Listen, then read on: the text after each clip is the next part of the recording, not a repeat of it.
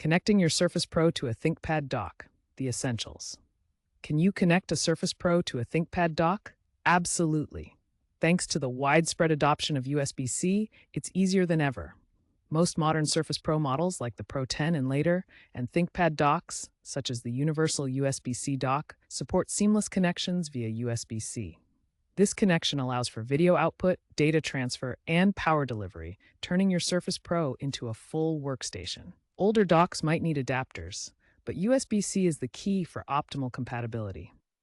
Remember to always check the compatibility of your specific dock and Surface Pro model to ensure full functionality. Here's how to connect your devices. First, power off both your Surface Pro and the ThinkPad dock.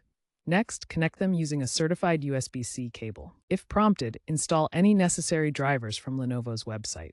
Then, connect your monitors, keyboard, and other peripherals to the dock. Finally, power on your Surface Pro.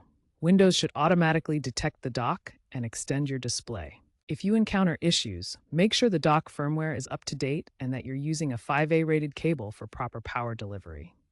If the display flickers, download the latest drivers. Prioritize Thunderbolt certified docks for best performance and power delivery.